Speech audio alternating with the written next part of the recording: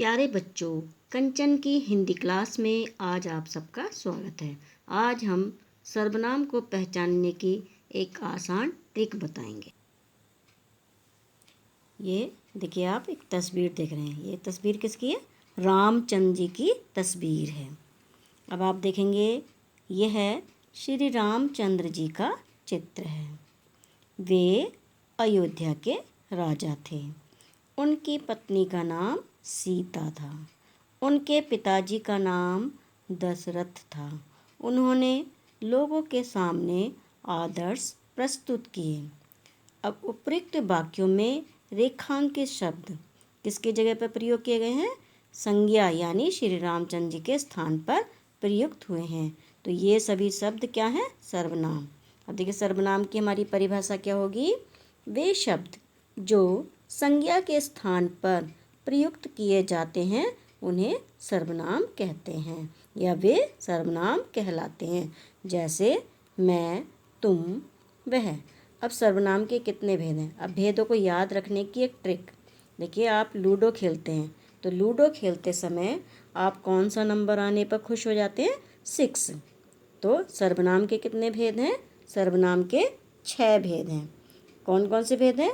पुरुषवाचक सर्वनाम, निश्चयवाचक सर्वनाम, अनिश्चयवाचक सर्वनाम, संबंधवाचक सर्वनाम, प्रश्नवाचक सर्वनाम, निजवाचक सर्वनाम। तो सर्वनाम के कितने भेद हैं? सर्वनाम के 6 भेद हैं।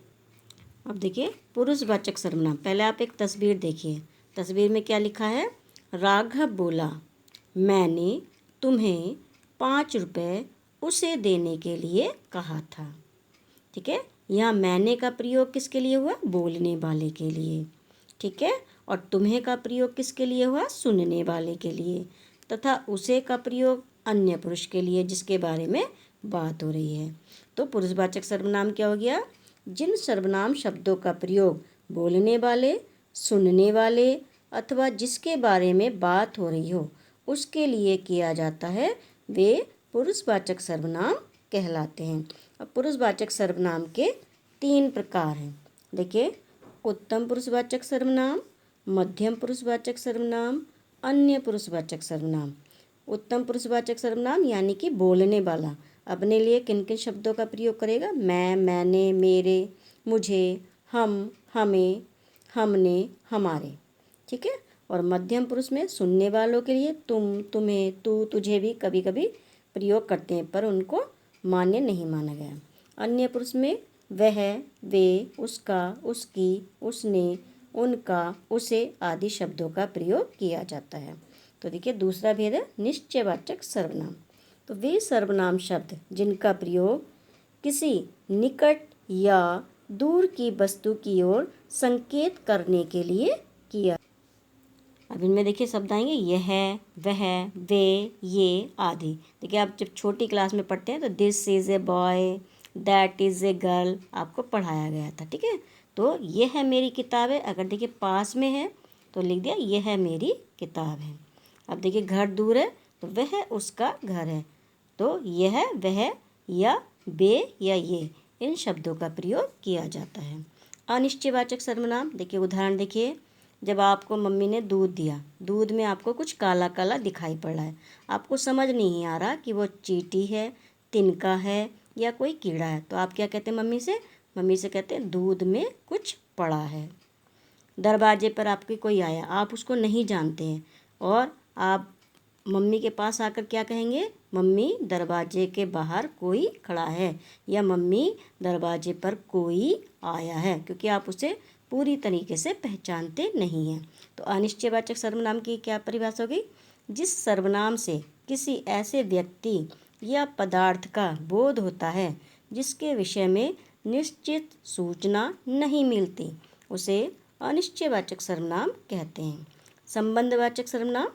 वे सर्वनाम शब्द जो वाक्य में किसी दूसरे सर्वनाम से संबंध बताते हैं संबंधवाचक सर्वनाम कहते हैं। लेकिन इनमें इन शब्दों को आप याद रखिए, जैसे जैसा वैसा, जैसा करोगे वैसा भरोगे, जिसकी लाठी उसकी भैंस। देखिए, जो ताकतवर होता उसी को सब चीज़ें मिलती हैं।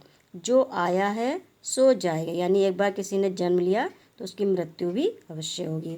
जो सत्य बोलता है वह नहीं डरता। तो ये आपको ध्यान रखना, जैसा वैसा, जिसकी उसकी, जो सो, जो वह आदि शब्दों का प्रयोग मिलेगा आपको।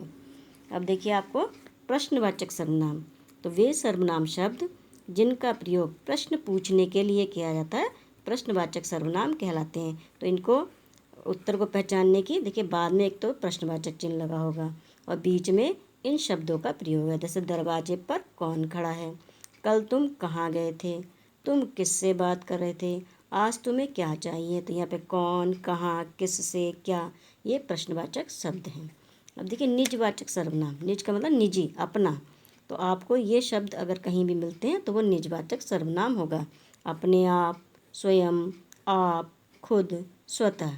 ठीक है, तो ये अपनापन बताने के लिए इन शब्दों का वे सर्वनाम शब्द जो कर्ता के साथ अपनापन बतलाने के लिए प्रयोग किए जाते हैं निजवाचक सर्वनाम कहलाते हैं। जैसे स्वयं, आप, अपने आप, खुद आदि। तो मैं अपने आप चला जाऊंगा, हमें अपना काम स्वयं करना चाहिए, वह कपड़े आप धो रहा है, मैं खाना खुद ले लूँगा, वह स्वतः ही जान जाएगा। अब देखिए एक अभ्यास कार्य दिया जा रहा है, आपको कितना समझ में आया इस अभ्यास कार्य को स्वयं करने का प्रयास कीजिएगा। तो उचित सर्वनाम शब्द से रिक्त स्थान भरना है। इस घर में डैश रहता है, मैं यह कार्य डैश कर लूँगा, मैंने आसमान से डैश गिरते देखा, डैश सुलझाएं डैश अब तक नहीं सुलझाया, डैश हमें पाठ पढ़ा रहे थे, डैश 20 रुपये दे दो, डैश हर क्षेत्र के लोग लाभान्वित हो सकेंगे। मुझे उम्मीद है ये आपको वीडियो पसंद आया हो, तो लाइक कीजिए, शेयर कीजिए और चैनल को सब्सक्राइब कीजिए।